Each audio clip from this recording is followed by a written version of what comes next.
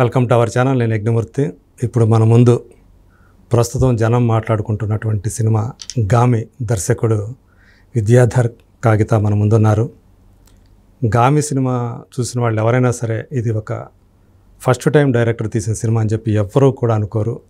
అలా రెగ్యులర్ ఫార్మాట్కి భిన్నమైనటువంటి regular formula సినిమాలను మనం ఏవైతే అనుకుంటామో అలాంటి వాటికి పూర్తి భిన్నమైనటువంటి ఒక సినిమాని, మరో లోకాన్ని మన ముందు చూపించారు ఆయన.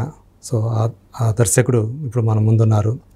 సో చాలా విజయవంతం. యాక్చువల్గా నేను అనుకున్నది ఏంటంటే ఆ సినిమా క్రిటికల్గా మెచ్చుకుంటారే తప్ప జనం ఎక్కువ ఆదరించరేమో అనుకున్నా, కానీ నా అనుమానాలు పటాపంచలు చేస్తూ ఆ సినిమాని ఈరోజు కమర్షియల్గా కూడా జనం సక్సెస్ చేశారు.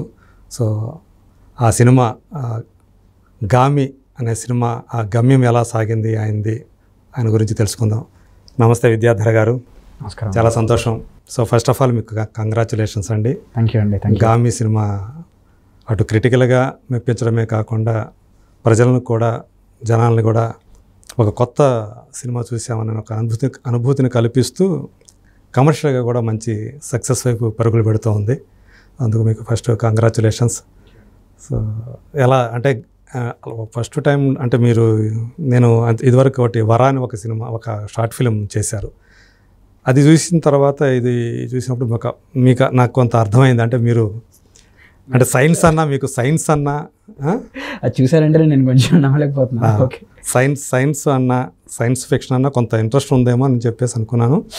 ఇందులో అలాంటివి ఉన్నాయి కాబట్టి ఆ ప్రయోగాలు చేయటం అంతా కూడా క్యాట్ సెల్ అని పెట్టి. సో ఫస్ట్ ఆఫ్ ఆల్ అంటే ఒక ఫస్ట్ సినిమాకి ఎంచుకునేటప్పుడు కూడా ఎవరు కూడా ఏదో లవ్ స్టోరీనో లేకపోతే ఒక కమర్షియల్గా మనకు వైబుల్ అయ్యే సినిమా అలా ప్లాట్ చూసుకుంటారు.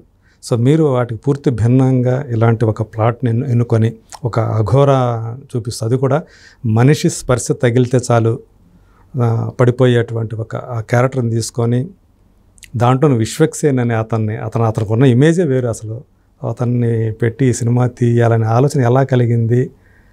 ఆ ధైర్యం ఎలా చేశారు? అంటే కొంచెం తెలియని వయసులో చేసేసిన సినిమా అంటే నాకు అందిన సమాచారం ప్రకారం ఇది ఆల్మోస్ట్ 6 years బ్యాక్ స్టార్ట్ అయిన సినిమా అనుకోండి. స్టార్ట్ చేసినప్పుడు నా ఏజ్ 24 ఎంత ఉంటుంది. అప్పుడు మనకి ఈ లెక్కలు, ఈ ఇమేజ్, కమర్షియల్ మార్కెట్ ఇవేమీ తెలియవు. మనం ఒక సినిమా చూడాలనుకుంటున్నాం, ఇప్పటివరకు ఎవరు చేయట్లేదు, ఇక్కడ మనం చేద్దాం, చూపిద్దాం అంటే మనం చేసి చూపిద్దాం కాదు, జనాలకి సినిమా చూపిద్దాం. ఈ సినిమా నేను డబ్బులు కొనుక్కొని ఇలాంటి సినిమాకి నేను వెళ్ళాలనుకుంటాను. సో నాకే ఉన్నప్పుడు బయట జనాలు కూడా అది ఉంటుంది కదా. మనం చాలా సినిమాలు చూస్తాం. ఫస్ట్ అసలు మనకి నచ్చాలి కదా సినిమా, మనకి నచ్చే సినిమా తీసుకోవాలి. సో నాకు నచ్చే సినిమా నేను తీద్దాం అనుకుని ట్రై చేశాను. భయం ఉండింది. ఇది ఇలాంటి సినిమాలు ఎప్పుడు రాలేదు, ఆడతాయా లేదా అన్న భయం పెద్దగా లేదు, కానీ డౌట్ ఉంది. లాస్ట్ మినిట్ వరకు డౌట్ ఎప్పుడూ ఉండింది. ఇంకా ఇన్ఫ్యాక్ట్ నిజంగా చెప్పాలంటే సినిమా మేము ఇంత రెస్పాన్స్ వస్తుందని మేము ఎవరూ అనుకోలేదు. So that it self tells. So it's nice అండి. అంటే మీరు 24 ఏళ్ల వయసులో స్టార్ట్ చేశారు కదా. 24 ఏళ్ల వయసులో స్టార్ట్ చేయడానికి తగ్గ సబ్జెక్ట్ కాదు కదా, అది నా ప్రశ్న. అంటే చాలా మెచ్యూర్డ్ జీవితం గురించి మాట్లాడటానికి చాలా అనుభవం కావాలి కదా. 24 years ఆఫ్ ఏజ్కి ఇంత ఆ స్పేస్లో అంటే తెలుగులో అసలు రాలేదు కదా అప్పుడు దాకా, ఈ రకమైన సినిమానే రాలేదు కదా. ఏంటి స్ఫూర్తి ఏంటి మీకు ఏదైనా ఉందా? అట్లా మిమ్మల్ని ఇన్స్పైర్ చేసిన వాళ్ళు ఎవరన్నా ఉండారా ఆ ప్లాట్కి? అంత మెచ్యూరిటీ ఉందని నేను అనుకోవట్లేదండి. నేను జస్ట్ నాకున్న క్వశ్చన్స్, అంటే ఒక క్యూరియాసిటీ అనొచ్చు దాన్ని. అంటే లైక్ మనకి నాకున్న జనరల్ క్యూరియాసిటీని నేను కథ రూపంలో, ఒక ప్రశ్నల రూపంలో పెట్టాను అంతే తప్ప నేనేది పెద్దగా నేను ఎలా జీవించాలో, ఎలా బతకాలో, మనిషి జీవితం ఏంటో అది చెప్పేంత నాకు లేదు. నేను అది చేయడానికి కూడా ట్రై చేయలేదు. ఏదో అప్పటి వరకు తెలిసిన ఎక్స్పీరియన్స్ని నాకు తెలిసిన ఆర్ట్ ఫామ్లో నేను చూపించాను. సో ఇది 3 layers చూపించారు కదా. ఈ థాట్ ఒకటి అంతేనండి. ఖచ్చితంగా కొన్ని రియల్ ఇన్సిడెంట్స్ కొన్ని నేను చదవడం జరిగింది, నన్ను ఇన్ఫ్లుయెన్స్ చేశాయి, నన్ను మూవ్ చేశాయి. దాంతోపాటు మనకి సినిమాలో ఉండే ఒక నాటకీయతను దాన్ని వాడుకొని ఈ సినిమాని చేయడం అలా అయ్యింది. దాన్ని పెద్ద ఇలా లెక్కలేసుకొని నాకు ఇలా చేయాలి అలా చేయాలి అనుకొని లెక్కలు గీసి కరెక్ట్గా డిజైన్ చేసింది అని చెప్పలేను. సినిమా అలా అయిపోయింది అని అంటాను నేను. అది కొన్ని మాత్రమే మనం కంట్రోల్ చేయగలుగుతాం, మిగతా అన్నీ అవుతాయి అలాగా. సో అలా జరిగింది సినిమా. సో ఇన్ని సంవత్సరాలు అంటే 2016 యాక్చువల్గా మీరు 17లో నేను 17 మిడ్లో నేను స్టార్ట్ చేశాను వర్క్ స్టార్ట్ చేశాను. Production work, writing work, creative writing work 2017. Okay okay. So ఇంత ఈ సుదీర్ఘ కాలం అని చెప్పాలి. ఇది 2017 అంటే ఒక సినిమా అంటే 2000 అంటే ప్రొడక్షన్ ఎప్పుడు స్టార్ట్ అయింది? 18 అక్టోబర్. ఓకే. అంటే మ్యాక్సిమం 2020 లోపల రావాలి. అట్లాంటిది 2024లో వచ్చింది. సో ఒక అంటే 6 ఏళ్ల సుదీర్ఘకాలం ఒక సినిమా ప్రయాణం చేయటం అంటే వ్యక్తిగా కూడా ఒక మేకర్గా ఒక వ్యక్తిగా ఆ స్ట్రగుల్ ఉంటుంది కదా, అసలు మన సినిమా బయటకు వస్తుందా రాదా అనేది. ఆ ముందుకి సినిమా రిలీజ్ అయిన తర్వాత ఇప్పుడు వస్తున్నటువంటి మీకు ఏదైతే రెస్పాన్స్ ఏదైతే ఉందో అది ఎలా అనిపిస్తుంది మీకు? ఖచ్చితంగా సాటిస్ఫాక్టరీగా ఉందండి. బట్ దట్ సెడ్ స్ట్రగుల్ ఏ రోజు అంత ఫీల్ అవ్వలేదండి. వస్తుందా రాలేదా అన్నట్టు భయం లేదు. మనం అనుకుంది వస్తుందా లేదా అని భయం ఉంది తప్ప సినిమా అసలు వస్తుందా, దాన్ని ఎలా తీసుకుంటారు అన్నది కాదు. మైండ్లో ఒకటి అనుకుంటున్నాం, అదే రావాలి. దాని మీదే ఎక్కువ ఉన్నప్పుడు ఇవన్నీ ఎక్కువ ఆలోచించాం మనం. మన మైండ్లో ఏదైతే అది ఆలోచిస్తున్నామో ఫస్ట్ దానికోసం వరి అవుతున్నాం మనం. దానికోసం అంతా స్పెండ్ అయిపోయినప్పుడు బయటకు వస్తుందా లేదా, బయట ఎలా తీసుకుంటారు, వాటికి టైం ఉండదు ఆలోచించడానికి. సో అది జరిగింది అనుకుంటున్నాను నేను. బట్ ఇప్పుడు మీకు ఇందాక చెప్పినట్టే ఇంత రెస్పాన్స్ ఎవరూ ఎక్స్పెక్ట్ చేయలేదు. సో మీరు అన్నట్టు మా లిరిసిస్ట్ ఏదో అన్నప్పుడు hit with respect is rare in our industry.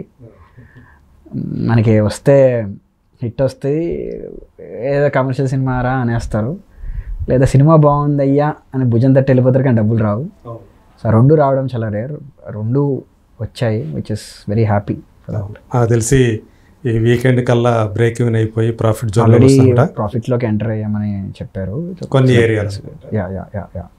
So అంటే నిన్నటి వరకు చూసుకుంటే నాకు తెలిసి ఇంకొక 1.5 crore వస్తే టోటల్గా మేబీ ఏదైతే మన వాళ్ళు చెప్తూ ఉంటారు, మా పండిట్లు ఉంటారు కదా, ట్రేడ్ పండిట్స్. సో ఒకరోజు అటు ఇటు అయినా కానీ మొత్తానికి ఇది 100% బ్రేక్ ఈవెన్ అయిపోతుంది, ప్రాఫిట్లోకి రాబోతుంది. కానీ నాకు ఇంకొకటి ఏంటంటే విశ్వక్సేన్ ఇది ఎప్పుడు యాక్చువల్గా ఒప్పుకుంది, తను అప్పుడు ఏ సినిమా చేస్తాడు? ఫలక్నామా షూటింగ్ అయిపోయింది, గామి షూటింగ్ అలా వచ్చేసాడు అన్నమాట డైరెక్ట్ అంతే.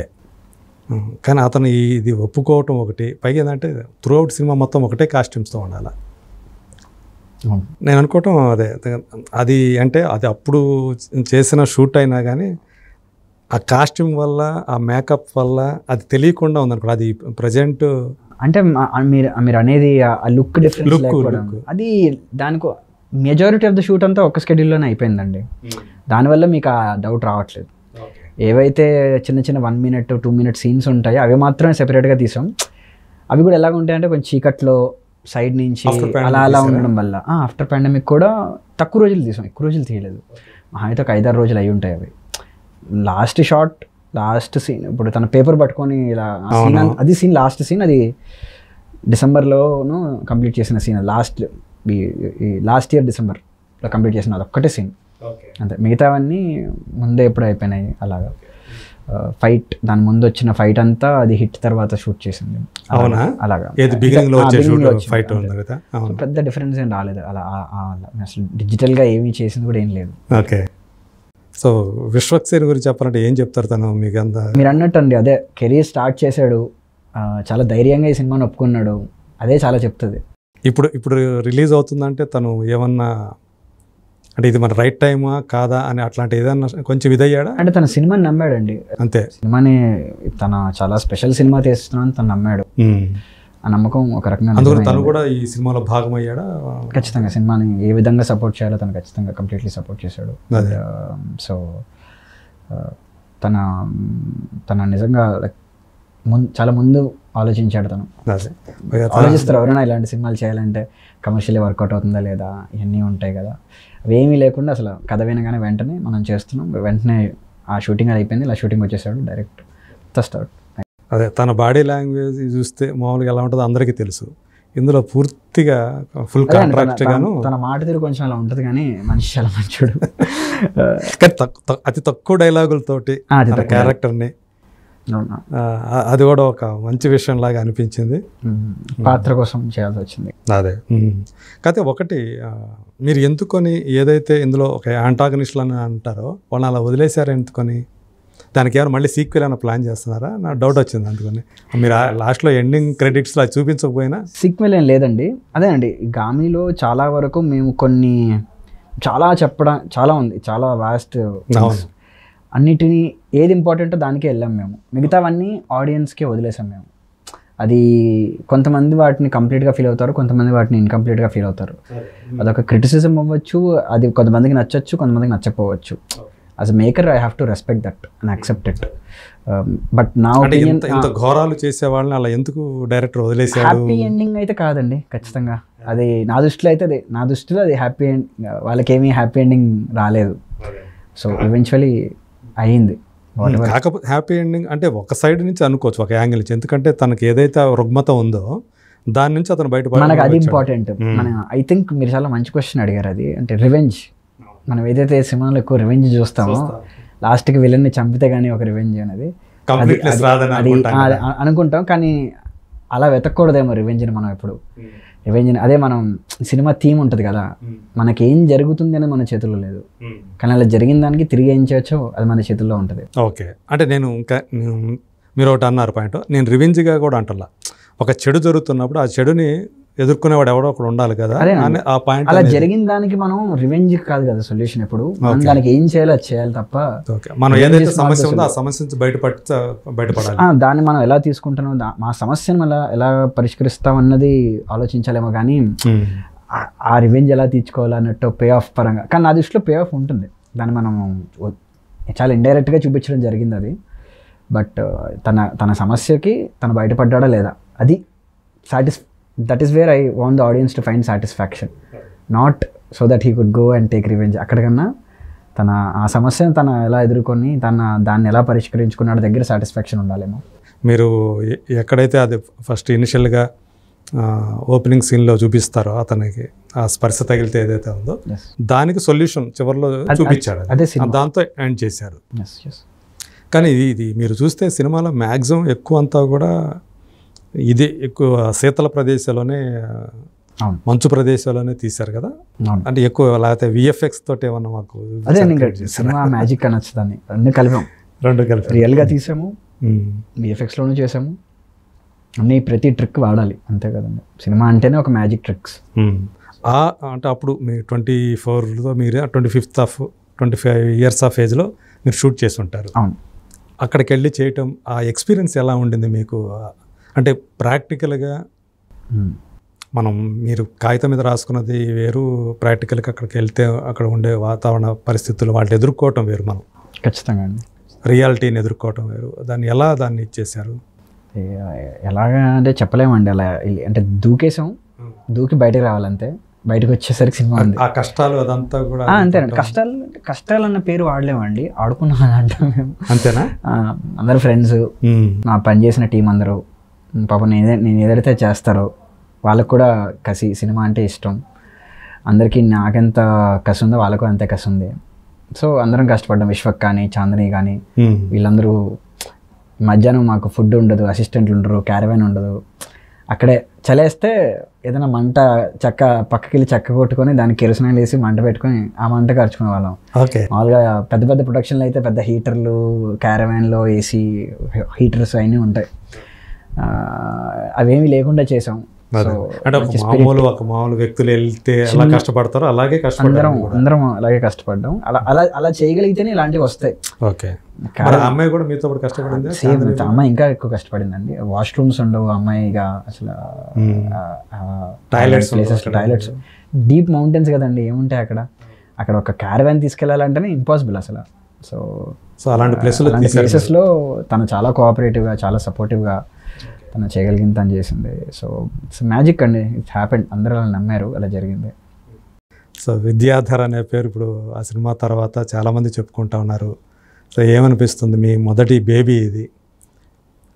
అంటే ఏముందండి, సినిమా చేసాం, బయటకు వచ్చింది అంతే. ఇంకా ఆ ఫీడ్బ్యాక్ అనేది ఆ సాటిస్ఫాక్షన్ ఉంటుంది. అది మన ఫస్ట్ బేబీ బయటకు వచ్చి జనం అందరూ కూడా దాన్ని బాగుందని మెచ్చుకుంటుంటే కలిగే ఆ ఆనందం అది ఫీల్ అవుతున్నారా? ఖచ్చితంగా సాటిస్ఫాక్షన్ ఉంది. అదే అంటే ఒక షార్ట్ ఫిల్మ్ మేకర్గా మీరు జర్నీ మొదలుపెట్టారు. సో ఇప్పుడు అంటే ఏంటి మీరు ఒక ఫిల్మ్ మేకర్గా అంటే ఏ టైప్ ఆఫ్ ఏ జానర్స్కి ఎక్కువగా మీకు యాప్ట్ అవుతాయి అనుకుంటున్నారు? మీకు అలా ఉందా? అలాంటిది ఏదైనా ఉందా? అంటే జానర్ అని చెప్పడం కన్నా అండి, ఏది చేసినా ఎగ్జైటింగ్గా ఉండాలి. అంటే ఏ జానర్ అయినా పర్లేదు. సైన్స్ ఫిక్షన్ అనేది ఎక్కువ ఇంట్రెస్ట్ ఉందా? అలాగే లేదండి, మీరు దీన్ని సైన్స్ ఫిక్షన్ అని మీకు ఏదో చిన్న ఒక స్టోరీ వల్ల సైన్స్ ఫిక్షన్ ఉంది తప్ప, మీరు శంకర్ వర్రా కూడా చూసినప్పుడు కూడా అక్కడ కూడా సైంటిస్టులు కనపడతారు కదా. అదొకటి ఇప్పుడు దీంట్లో సైన్స్ పరంగా కన్నా మీకు శంకర్ కానీ మైథాలజీ అదంతా హిమాలయాలు వెళ్ళడం, మాలిపత్రాలు అనడం, మన ద్రోణగిరి పర్వతాలు కానీ అన్ని మైథాలజీ. అది మైథాలజీ కూడా చెప్పచ్చు మీరు అలా అంటే. ఇప్పుడు మీరు ఆ దేవదాసి కథను తీసుకుంటే అది ప్యూర్ డ్రామా, ఆ డ్రామా అనొచ్చు దాన్ని. సో అన్నీ ఉన్నాయి, టచ్ చేశారు మొత్తం అంతా కూడా. అంటే తెలియకుండా కథ కోసం సినిమా కోసం యాక్సిడెంటల్గా అయ్యే థింగ్స్ కదండి అవన్నీ. ఇది చేయాలని అనుకోము, కానీ ఖచ్చితంగా గామిలో ఒక జానరా కంటూ స్టిక్ అవ్వలేదు, కలుపుకుంటూ వెళ్ళాం, జానరాని బ్రేక్ చేసుకుంటూ వెళ్ళాం, జానరాని కొంచెం వాడుకున్నాం. మీరు అన్నట్టు ఇది ఏ జానర్ అంటే చెప్పలేదు, బట్ అదే అండి. సో జానరా ఫిల్మ్స్ చేయాలని నాకు కూడా, జానరా ఫిల్మ్స్ నాకు ఇష్టం, నేను చేస్తాను. కానీ బట్ అన్నిటికన్నా మోస్ట్ ఇంపార్టెంట్ ఈ జానరా, ఈ సబ్జెక్టు, ఈ బడ్జెట్, ఇవన్నిటికన్నా ఎగ్జైటింగ్గా ఉండాలి. ఆ సినిమా 5 కోట్లైనా పర్లేదు, 500 కోట్లైనా పర్లేదు, ఎగ్జైటింగ్గా ఉండాలి చేయడానికి. ఫస్ట్ అది చేయడానికి ఎగ్జైట్మెంట్ దొరికితే ఆ సినిమా చేస్తాం. మీకు సపోర్ట్ రిలీజ్ అయిన తర్వాత మీకు ఆ సపోర్ట్ దొరికిందా ఇండస్ట్రీ నుంచి? ఖచ్చితంగా అండి. ఇట్స్ లైక్ కాంప్లిమెంట్స్ ఎవరి దగ్గర నుంచి వచ్చినాయి అనుకో? వచ్చాయండి అసలు చాలా.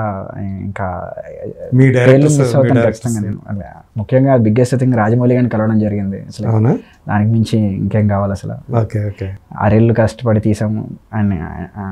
అసలు ఆయన కలవడం, రిలీజ్ ముందు కలిసాము. ట్రైలర్ చూసి పిలవడం జరిగింది. ట్రైలర్ చూసి ఆయన అప్రిషియేట్ చేశారు. ఆయనే పిలిచారా ట్రైలర్ చూసి? మా టీం, నేను మా ప్రొడ్యూసర్ మనం ఈరోజు రాజమౌళి గారిని కలుస్తున్నాం అన్నారు, అండ్ నేను వెళ్ళాను. Like so it was brilliant. ఆయన జెన్యూన్గా ట్రైలర్ చూసి అప్రిషియేట్ చేశారు. ఇన్నేళ్ళ కష్టం చాలు, ఆయన ఒక 10 నిమిషాలు ఆయనతో, ఇన్నేళ్ళ కష్టంగా అంత 10 నిమిషాలు దొరికింది చాలు. ఇంకేం సినిమా చూడలేదా? తెలియదు, ఆయన వర్క్స్లో ఉంటారు కదా. అవునవును. సో ఆయన బిజీలో ఉన్నారు, బట్ ముందుగా ట్రైలర్ చూసి మెచ్చుకున్నారంటేనే so that itself is more for us. అవును, ఆయన దృష్టిలో ఇది పడింది, గామి అనేది ఒక పడింది.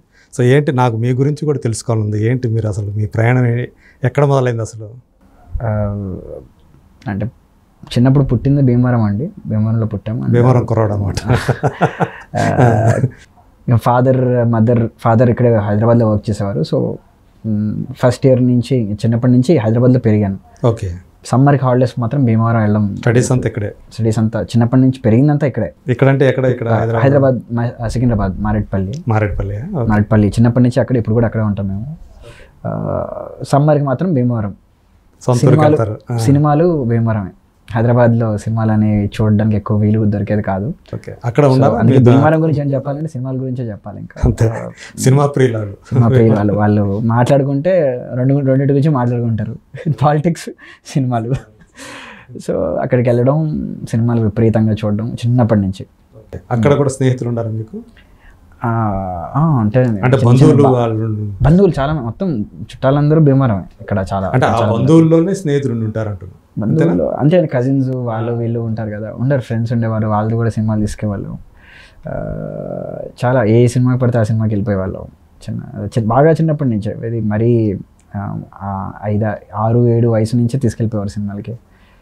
సో అది పెంచింది సినిమాలు. ఓకే, అట్లాగే మీకు కూడా ఆ సినిమా పిచ్చి అంటుకుంది మీకు కూడా? అలా స్టార్ట్ అయ్యి భీమవరంలోనే అంటుకుంది. ఓకే, అంటే ఏదో ఒకటి మనని స్ట్రైకింగ్ ఉంటుంది కదా, ఇది మనం కూడా ఎలా చేయాలరా అని చెప్పేసి అలా అనిపించిన సినిమా ఏదైనా ఉందా అట్లా? లేకపోతే డైరెక్టర్ కానీ?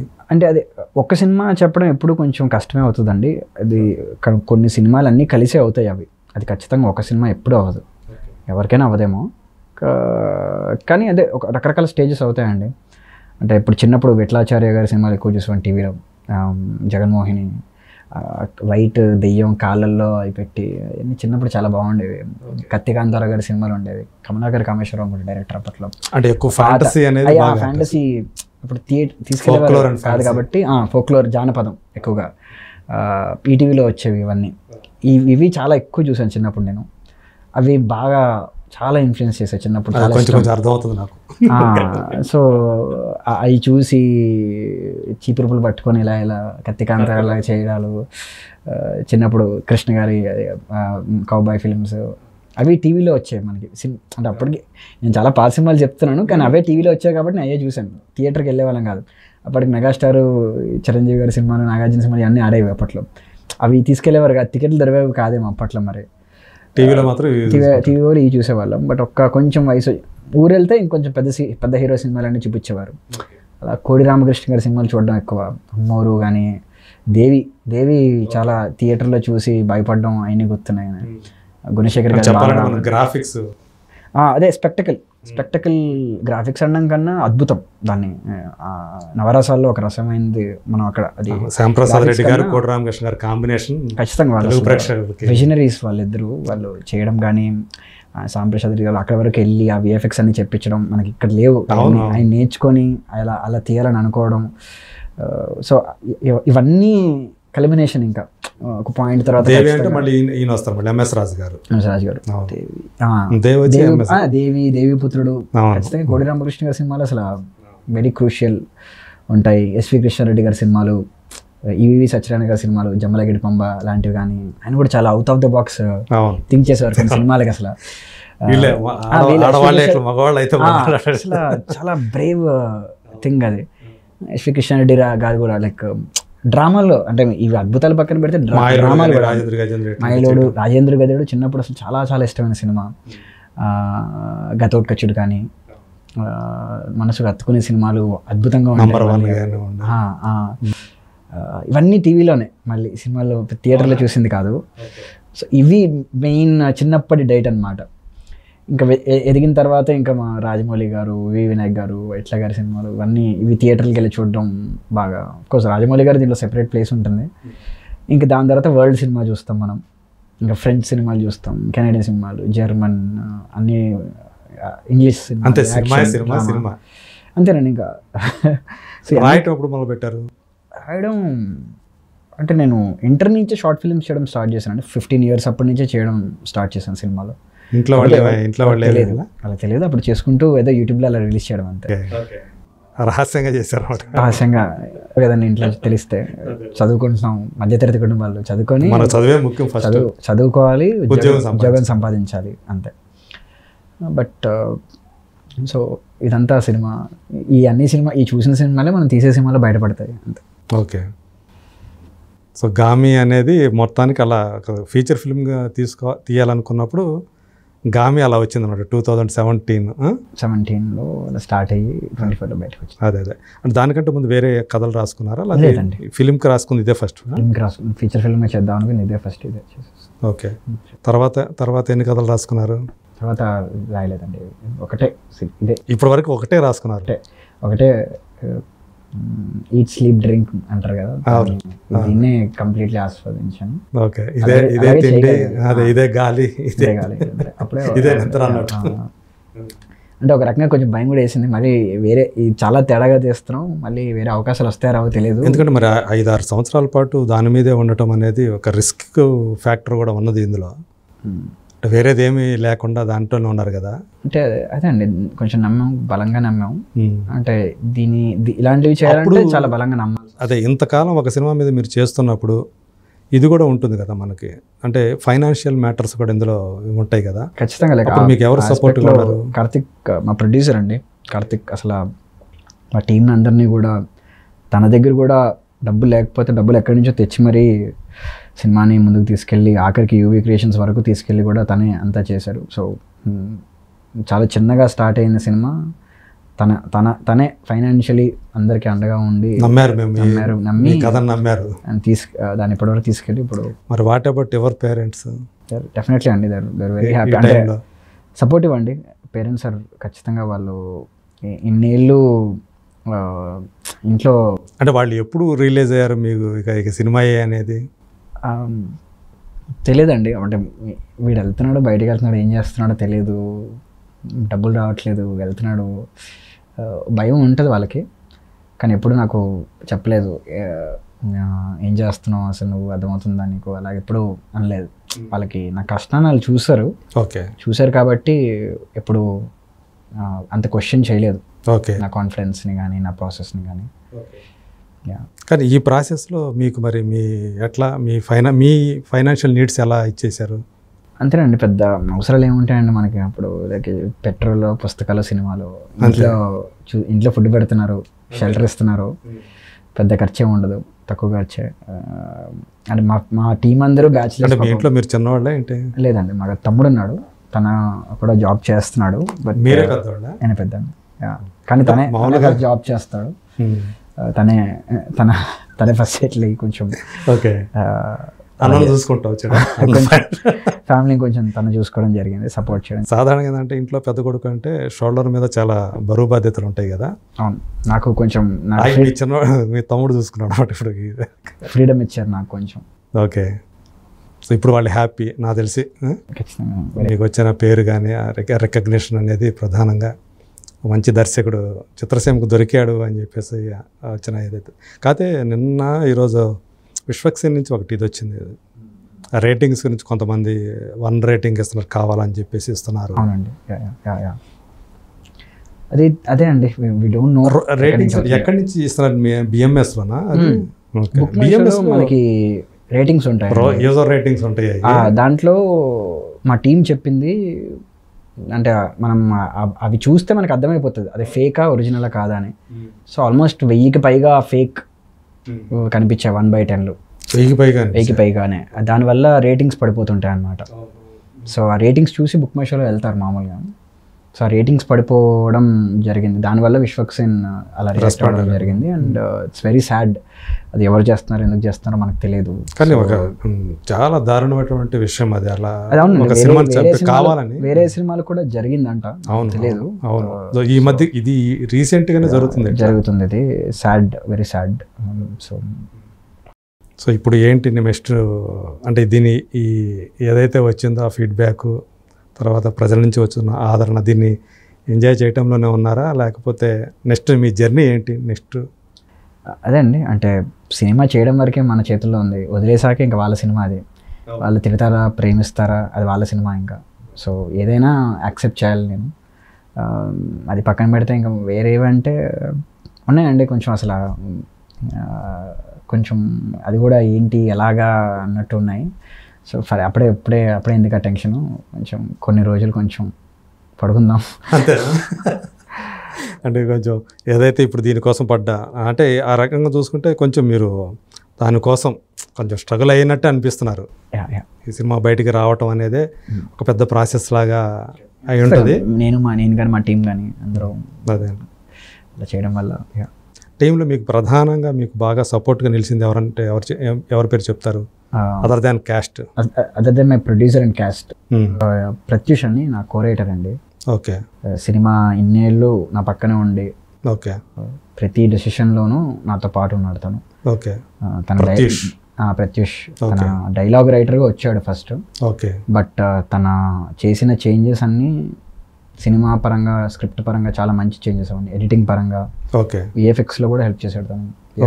ప్రతి ప్రాసెస్లో నా పక్కన. రైటింగ్ క్రెడిట్స్లో మీ ఇద్దరిదే ఉందనుకుంటా కదా? ఎస్. సో కో డైరెక్టర్గా కూడా తనే చేశాడు. సో ప్రతి యాక్టర్స్ దగ్గర అరేంజ్ చేయడం దగ్గర నుంచి, కాస్ట్యూమ్స్ చూసుకోవడం దగ్గర నుంచి, మేకప్ చూసుకోవడం దగ్గర నుంచి ప్రతి డెసిషన్లోనూ తను ఉన్నాడు. సో ఖచ్చితంగా తనకు చాలా మేజర్ క్రెడిట్ వెళ్తుంది. ఇంకా అలా కాకుండా మా production designer Pravalya Duddipudi and Sunil, VFX supervisor Sunil Chinta, music Naresh Kumaran, DOP Vishwanath Chilumala, మా ఎడిటర్ రాఘవేంద్ర తిరుణ్, మా sound department Sachin Sudhakaran and sync cinema Aravind Menon, వీళ్ళ టీమ్. సో వీళ్ళందరూ కూడా it's like they were crucial. Okay, మీకు బలం అన్నమాట వీళ్ళందరూ. ఖచ్చితంగా అందరూ అసలు చాలా డీప్గా నమ్మి చేసిన ప్రాజెక్ట్స్. అదే కాబట్టి అది మీకు మామూలుగా మీరు అనుకున్న ఏదైతే అంటే ప్రొడ్యూసర్ ఏమన్నా ఇట్లా ఇంత బడ్జెట్ అని చెప్పేసి మీకు ఏమన్నా చెప్పారా, లేకపోతే ఆపోజిట్ ఉంటుందండి. నేను ఎప్పుడు ఇంతలో తీసేద్దాం అంటాడు, ఆయన ప్రొడ్యూసర్ వచ్చి ఇది తీసుకోవచ్చు కదా, ఇంతలా ఎందుకంత కష్టపడతారు, ఇంత పెట్టుకోండి అన్నట్టు ఉంటాడు. అలా ఆపోజిట్ మాది. ఓకే, కార్తీక్ కల్ట్ క్రియేషన్స్ అని పెట్టుకుంటాను అందుగురించి. అంతే, ఎప్పుడు ఆపోజిట్. సో తను కల్ట్ ఫిల్మ్స్ తీయాలని చెప్పేసి ఫిక్స్ అయినట్టున్నాడు.